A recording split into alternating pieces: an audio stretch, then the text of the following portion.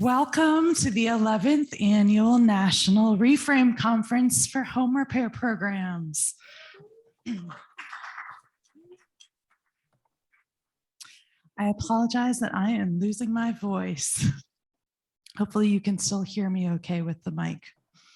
I especially want to welcome our virtual conference attendees who are joining us via Zoom. Hi, friends. I'm Becca Davis, co-founder and executive director of ReFrame, and I'd like to introduce our other staff. You can wave your hand. Melanie Campbell.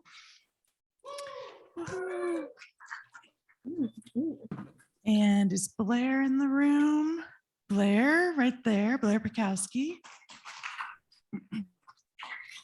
Thank you both for all of your help. It is so nice to have other staff. This is the first year we've had more than one staff for our conference. I especially want to thank the Edward and Wanda Jordan Family Foundation for being the presenting sponsor of ReFrame Conference. And Bob Argus is the vice president of the foundation. He is here with us. You'll get to hear from him in our next session. We're just so grateful for the foundation's sponsorship of our conference and also for the sponsorship of the launch of our new brand and for our opening plenary. I want to thank Procore Project Management Software for sponsoring our conference live stream. Make sure that you talk to Keaton Graham at their booth and thank him for this. And if you're not aware, ReFrame members get free access to Procore, which is really valuable. Our other platinum conference sponsors are Regions Bank, Lowe's, and the Tennessee Housing Development Agency.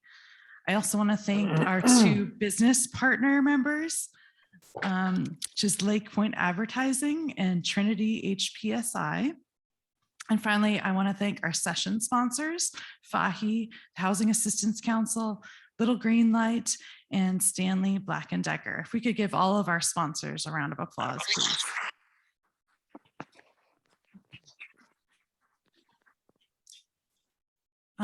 Come on in if you're in the back, come find a seat.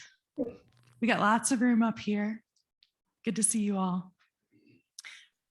Please visit the exhibitor booths between sessions and get your passport stamped. If you haven't picked up a passport yet, it's a orange folded paper. If you get the passport stamped by every exhibitor and turn it back into us by the end of the day, Friday, you'll be entered into drawing for some really cool gift prizes. And unfortunately, Lake Point is not able to be here, so you can use that as your free space and just get an extra stamp for that spot. On November 10th, 2011, exactly 10 years ago today, we gathered for the very first ReFrame Conference. The event was held just 17 miles from here at a Holiday Inn in Johnson City. We didn't have any guest speakers that year. We just had peer roundtables. And the event attendees were limited to those working in Appalachia, but our goal was the same: to share best practices, make new connections, and support each other so that we could complete more and better home repairs and develop more sustainable organizations. I never imagined that we would become a large year-round nationwide network, that our programming would be so expansive, or that our collective impact would be so impressive. Today, we're going to celebrate our past and share with you our exciting new vision for the future. In just a few minutes, we're going to reveal a new name for our organization. But first, we're going to take a look back at our past. Was anyone else with me at the very first ReFrame Conference? A couple of you, great. Raise your hand if this is your first ReFrame Conference. Your first in-person ReFrame Conference. Okay, there we go. Awesome. Whether you are a longtime ReFramer or a visitor checking us out for the first time, we're really glad that you're here. After the second ReFrame Conference, we started getting calls from organizations outside of Appalachia that wanted to attend. And we realized that what ReFrame provides is so important that it shouldn't be limited to a single event. So in 2013, we incorporated ReFrame Association as a 501c6 national nonprofit and the first and only trade association for the nonprofit home repair sector. We had 14 founding member organizations and grew incrementally over the years, expanding our membership to new states and adding more educational programs. In 2018, we identified the need to be able to give and receive charitable donations and grants, so we incorporated ReFrame Foundation, a 501c3 nonprofit. Both organizations had very small budgets and one shared part-time staff member. That's me. We hired Melanie as our second staff member in early 2020, and then the pandemic hit. Like many other organizations, COVID forced us to evaluate our strategic plan, and we realized that ReFrame needed to grow exponentially to help our members survive the incredible challenges brought on by the pandemic. So we effectively merged ReFrame Association and ReFrame Foundation and started calling it simply ReFrame. We ramped up our staff model. I became a full-time employee, and we added Blair as our third employee. Healthy housing became more important than ever since we were all spending more time at home. However, many of our members lost the majority of their volunteers, which was their primary method of completing repairs, and sometimes their main revenue source too. We decided to prioritize advocacy and sought out grants that would allow us to provide pass-through funding for members.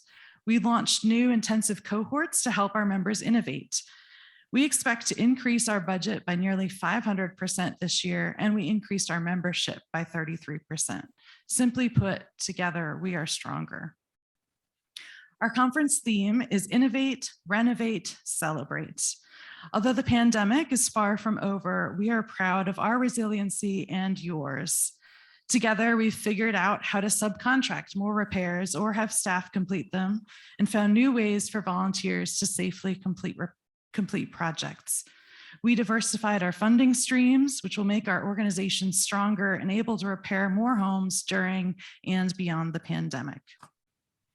None of ReFrame's work would be possible without our board of directors, so I want to recognize them now. If you could stand or wave your hand.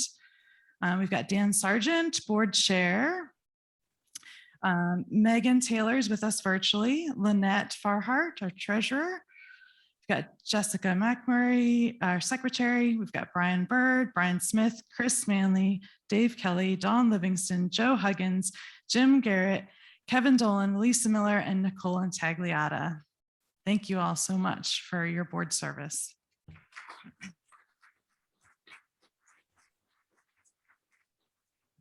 I also want to thank our conference planning committee. The following people worked hard with our staff to select session topics, speakers, and to plan the logistics of our first ever hybrid conference. The planning committee is Bobby Eason, Allison Petrie, Greg Wayne, Harold Naylor, Jim Garrett, Kevin Dolan, Keith Branson, and Deb Damon. Raise your hand if you're on the conference planning committee. Thank you. Now I'd like to introduce you to Chris Manley, ReFrame's co-founder and one of our board members. Chris is the executive director of Rebuild Upstate in Greenville, South Carolina. You already know that home repairs improve lives, but Chris is going to share some of the important statistics that will help you appreciate the importance of your work even more. Chris. Thank you, Becca. So I'm going to start with the basics. Affordable housing is important because the United States is experiencing an affordable housing crisis. Housing is considered affordable when it costs less than 30% of a resident's monthly income. This includes rent or mortgage payments, insurance, utilities, property taxes, and home repairs and maintenance. There's a severe shortage, as y'all know, of affordable homes in the United States. People in low-income households have to compete with higher income households for the limited number of affordable homes available for purchase and rent. The pandemic has only exacerbated the affordable housing crisis. Approximately 10.7 million people in America are behind on their rent, and 10 million people have overdue mortgage payments. More than 37 million households live in housing that is not affordable. This is approximately 30% of all households in the United States. Nearly 18 million of these households are severely cost burdened, spending half or more of their income on housing. That's 14% of all households across the country. Most households earning less than $15,000 annually have just $225 left each month for all other expenses outside of housing. Think about that. People who are cost burdened by housing are more likely to be food insecure and are at greater risk of becoming unhoused. In short, housing matters. The shortage of affordable housing impacts both renters and homeowners. It also creates financial challenges for older adults, families with young children, grandparents raising grandchildren, those who have experienced a climate disaster or personal crisis, people with disabilities, the working poor, and so many others. People in rural areas, cities, and suburbs all alike are struggling to afford housing. And in addition to that, Black, Indigenous, and people of color experience a greater housing cost burden than white people. Simply put, tens of millions of people throughout the United States are counting on us to make housing more affordable. When housing is affordable, people in low-income households can afford to pay for other necessities such as food, transportation, and healthcare, and they need less public assistance. While the upfront costs of providing affordable housing appear high, it's less expensive than funding things like shelters, prisons, or hospitals. Also, taxpayers fund all of these alternatives to affordable housing, while a combination of grants and donations, federal funds, and volunteers are all necessary as resources for affordable housing efforts. Affordable housing results in fewer evictions. This is critical because evictions have long-lasting effects that can impact multiple generations, not just the people in the house right this moment. It results in a social benefit. For every dollar invested in affordable housing, $4 in social benefit is generated through improved education outcomes, lower healthcare usage, and decreased use of shelters. Affordable housing results in economic growth. Hundreds of thousands of jobs are created when investments are made in low-income housing. So, how does housing preservation fit into the affordable housing landscape? Home repairs are, as we know, one of the most affordable housing solutions. Many people think of affordable housing as vouchers, rental assistance, tax credits, and newly constructed homes with low-interest loans. However, home repairs and modifications are also an important solution and vital solution in the affordable housing crisis. Home preservation is the best and most affordable housing option for millions of low-income households, especially when a nonprofit can complete the repairs that are needed. 9 million low-income renter households have significant repair needs. 6.6 million low-income homeowner households are in need of home repairs. That's a total of 15.6 million housing units in this country that are in need of home repair that are occupied by low-income households. The estimated cost to repair all of these housing units is $50.8 billion. That seems like a lot, but in the grand scheme of things, it's not. Building new homes won't solve the problem. For every affordable housing unit that is built, 2 others are lost to abandonment, deterioration, or conversion to more expensive housing. It also costs about 26 times more to build a new affordable home than to repair an existing one. About $100,000 to build one, $3,800 to repair one. And that's before the cost increases we've seen over the past 18 months. Substandard homes urgently need fixing. Approximately 6 million homes in the United States are substandard, meaning that they pose a risk to the health and well-being of their occupants, visitors, and neighbors. A third of all occupied homes have structural, plumbing, electrical, heating problems, leaks, or pest infestations. Even more homes have poor indoor air and water quality or lead contamination. In fact, most substandard homes are occupied by people who need physical or financial assistance with those repairs. The pandemic has resulted in even more people needing help with repairs as the cost of some lumber products increased by nearly 500% in less than 12 months. Now for the good news. Home repair is a form of much needed healthcare.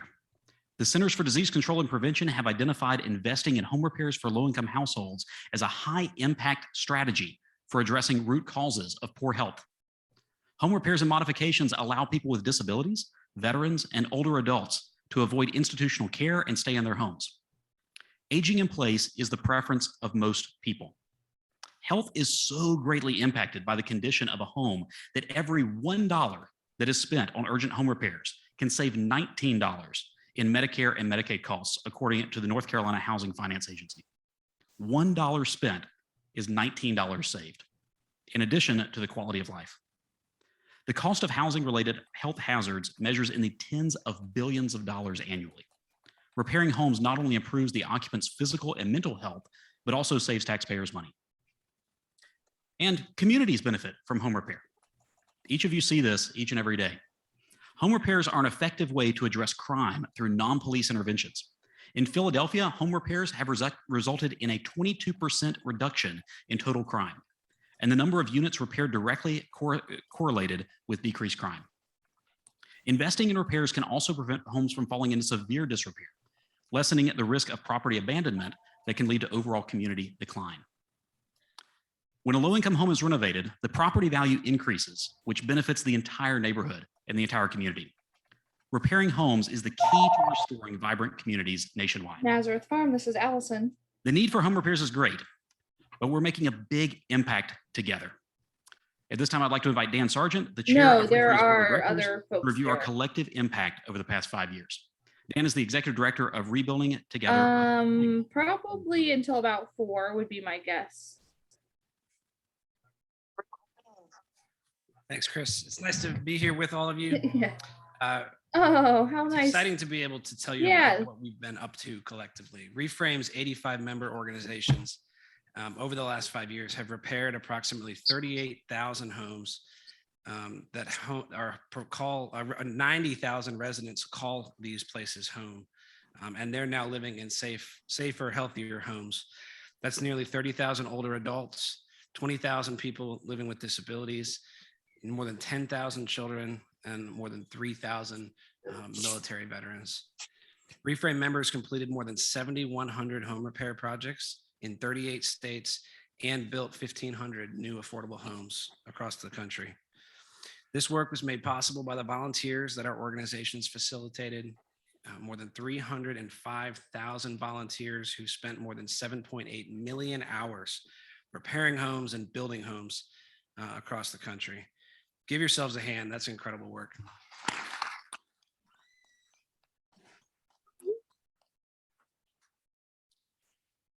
The word reframe, the name we're gathered under, means a lot to those of us who've been around for a while. It conjures up fond memories of conversations, of friends, of gatherings together, and more recently of virtual gatherings. It reminds us of the things we've learned here in this room and many others, and in front of our computers at home. However, we believe it's not helping to communicate the vision we have for the future and the impact that we're creating in our communities, as well as maybe it once did. The need for urgent repair and home repair across our nation is great, and we need to position this organization to best address housing needs through effective advocacy and the ability to secure additional funding and resources to help you, our members, do more of the great work that you're doing. We formed a task force that met over the last 10 months to consider how to best achieve these goals through a new brand. Thank you to Becca, Chris, Megan Taylor, Jordan Morrill, and Jim Garrett, who led that effort. This has been an incredible lift, and we're grateful for all your investment in that process. We're so excited to share the new name with you. So I'm going to invite Becca back up. We believe this name and brand is going to better convey who we are, what we do, and what we hope to accomplish together. So if you'll join me in welcoming Becca.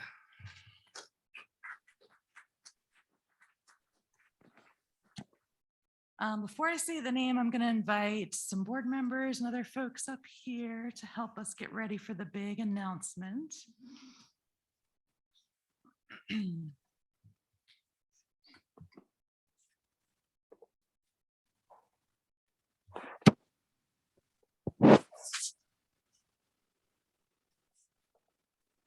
We're almost ready. The suspense is building. All right. Effective today, ReFrame is now the Coalition for Home Repair.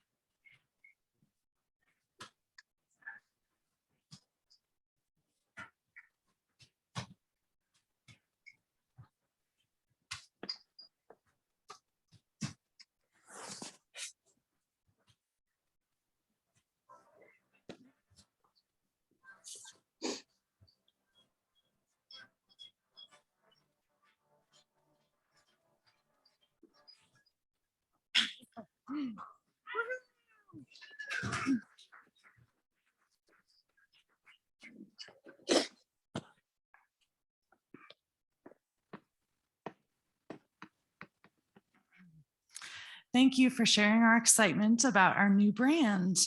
We also have a new tagline. It's restoring vibrant communities nationwide. We also selected a new mission statement earlier this year, and with our new name, it reads, "The Coalition for Home Repair promotes the preservation of safe, healthy, affordable housing for all by supporting the work of home repair and rehabilitation partners nationwide."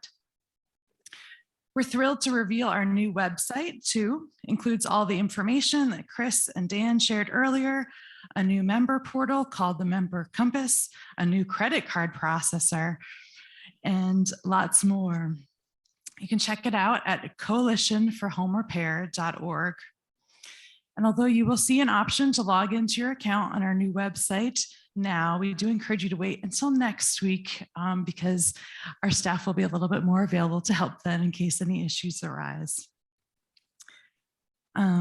We will share more details later this week about the winners of our photo contest, but we want to thank everyone who submitted pictures. We've used a lot of them on our new website and our new marketing materials like our brochure that you'll see later. Speaking of which, we need your help getting the word out about our new name and about our collective work. So after the plenary session, we're going to give out a bunch of swag to you all to take home that has our new name and logo on it. And we will also have some brochures available at the registration table. They're self-mailers. So if you know somebody who should be in this room and isn't, you can stick a piece of tape on it, seal it up, write their address, put a stamp on it, and maybe add a personal note and invite them to be part of the new Coalition for Home Repair. We're also going to be inviting you to share a press release with your community back home to let them know about your participation in our network. Stay tuned for more next week about that. Okay, we are going to go over just a few important things about our conference in general. As you know, this is our first ever hybrid event, and I ask that you be patient with us when, not if, technology issues arise. I'm sure it will happen. We've practiced a lot. I think we've got a good plan, but things happen. So thanks in advance for your patience. For those of you watching from Zoom, note that the Zoom links will appear in the Sketch app 10 minutes before each session. And for in-person conference attendees, I want to remind you of our COVID protocols. You're all doing a great job already, but just please keep those masks on, covering your nose and mouth at all times in this section of the hotel, unless you're actively eating, drinking, or presenting. And if you do experience any COVID symptoms during the conference, please get tested. There's some information you've already been emailed, or you can contact our staff and we can help you with that.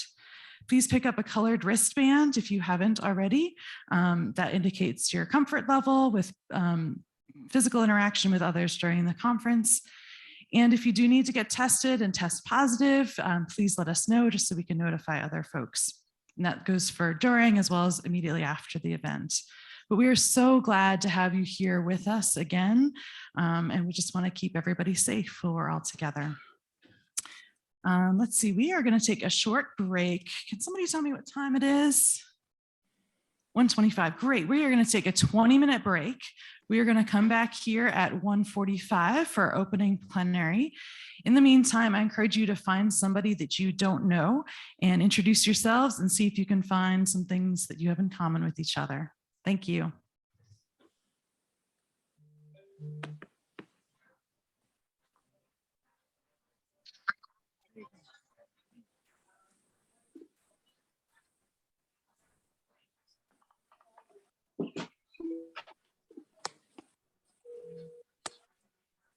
So look into the rules